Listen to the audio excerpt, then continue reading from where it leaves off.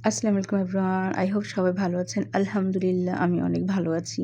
আর যেহেতু আমার প্রিভিয়াস ভিডিওগুলোতে আপনারা জানেনই, শুনেছেনও আ আমার মেয়ে এসএসসি পরীক্ষা দিবে এবং প্রিপারেশন নিচ্ছিল। আর আজকে সেই দিনটি চলে এসেছে।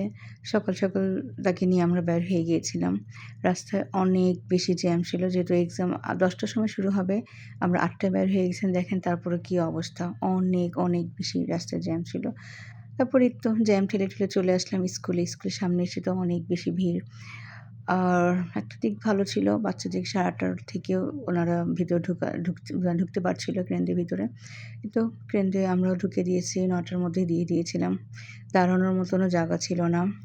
আর যেহেতু ১ম বোর্ড এক্সাম দিচ্ছি, একটু ভয়, ভয় কাজ করছিল। খারাপ লাগছিল, অনেক কষ্ট পাচ্ছিলাম। কেন যেন জানি না। এটা হয়তো মানে খুশির কান্না চলে আসছিল একটা। যাই হোক, আর এটা যে ওখানে বসার ব্যবস্থা ছিল। নামটা ভুলে গেছি। এটা অ্যাকচুয়ালি এটার। যাই হোক, এখানে এটা বসার জন্য খুব সুন্দর একটা ব্যবস্থা করা হয়েছিল। বাইরে বসার চেয়ে রোদে ধুলোবালির মধ্যে বসার চেয়ে এখানে বসাটা অনেক উত্তম।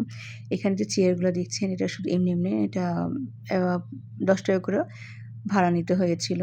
আপনি এক্সাম চলাকালীন পর্যন্ত ওখানে বসতে পারেন। আর ওখানে আপনার একটু পরপর চা বা এই যে এগুলো পাঁপড় ভাজা আরও অনেক কিছু আসছিল। যার যেটা ইচ্ছা নিয়ে খাচ্ছিল। আর মা হচ্ছে অনেক বড় একটা নেয়ামত। এমনি, এমনি তো আল্লাহ পাক বলেননি মায়ের পায়ের নিচে জান্নাত। মায়েরা শুধু সন্তানদের জন্য রান্না করেন, যত্ন নেন, এতেই শেষ নয়। যেমন স্কুল বা কোচিংয়ে বসে আড্ডা দেন, ঠিক তেমনই পরীক্ষার সময় সেই মায়েরা সবচেয়ে বেশি চিন্তা করেন সন্তানের পরীক্ষা যেন ভালো হয়, সুস্থভাবে পরীক্ষা দিতে পারে, ভালো ফলাফল করে। এই সব কিছুর জন্য তারা নীরবে দোয়া করেন, জিকির করেন, খতম দেন। এই গরমের মাঝেও নিজের ঘাম মুছে, কষ্ট লুকিয়ে সন্তানের সামনে হাসি মুখে নিজেকে সতেজ রাখেন, শুধু যাতে সন্তানটা ভয় না পায়, ভেঙে না পড়ে। মায়েরা সত্যিই অমূল্য। প্রত্যেকেই মাদেরকে সম্মান করবেন। এই যে আর হ্যাঁ, আমি আমার এখন ছুটির সময় হয়ে গেছে। প্রায় ১টা বাজার কিছু মিনিট বাকি। দেখেন সব গার্ডিয়ানরা মানে অপেক্ষা করছে। সন্তানরা আসবে। তার মধ্যে এই যে চলে আসছে অনেকেই। জিজ্ঞাসা করছিলাম এক্সাম কেমন হয়েছে? অনেক ভালো হয়েছে, অনেক ভালো হয়েছে।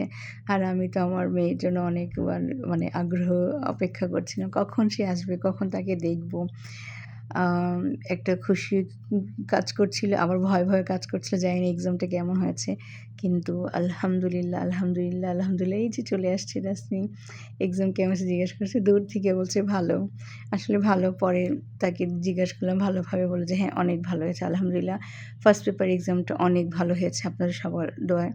আ দোয়া করবেন যেন সামনে যতগুলো এক্সাম আছে সবগুলো যেন ভালোভাবে দিতে পারে, সুস্থভাবে দিতে পারে। আর একটা ভালো ফলাফল যেন সবাইকে উপহার দিতে পারে। মেয়েটা সত্যি অনেক কষ্ট করছে। আল্লাহ যেন এর কষ্টের ফলটা দেন। আর ওখানে অনেকে ওকে ধরে সাক্ষাৎকার নিচ্ছিল। এক্সাম কেমন হয়েছে? হলরুমের পরিবেশটা কেমন ছিল? আর গার্ড কেমন ছিল? এগুলোই জিজ্ঞেস করছিল। আলহামদুলিল্লাহ অনেক ভালো হয়েছে। আর মেয়েটি অনেক নার্ভাস ছিল। আর সে একটু টায়ার্ডও ছিল, স্বাভাবিক। এত গরমের মধ্যে আর এই অবস্থায় এক্সাম দিচ্ছে। যতটুকু না এই শিক্ষামন্ত্রী এসে উনার কথাবার্তা যতটুকু না রিউমার ছড়িয়েছে, সত্যি বলতে গেলে তেমন কিছুই হয়নি। আসলে সব দিক দিয়ে পারফেক্ট ছিল, ভালোই ছিল। পরীক্ষাটা ভালোভাবে সম্পন্ন করেছে তারা। কোনো সমস্যা হয়নি। আর সিসি ক্যামেরার যে ব্যাপারটা, এতে কোনো বাচ্চাদের কোনো অসুবিধাই হয়নি।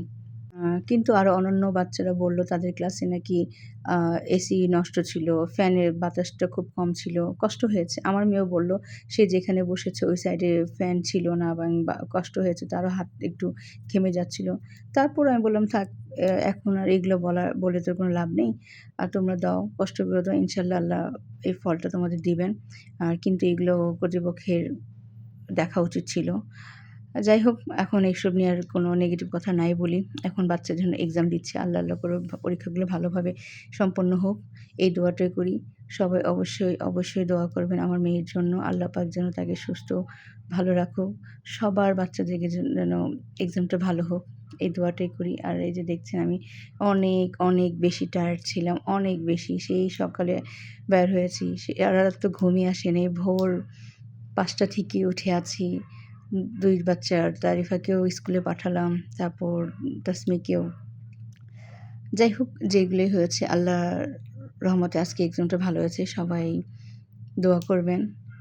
আর এই তো ইনশাআল্লাহ নেক্সট আবার যদি কোনো ভিডিও নিয়ে আসি পরীক্ষার মাঝে, তাও সেগুলো শেয়ার করব। সেই পর্যন্ত ভালো থাকেন সবাই, সুস্থ থাকেন। আল্লাহ হাফিজ।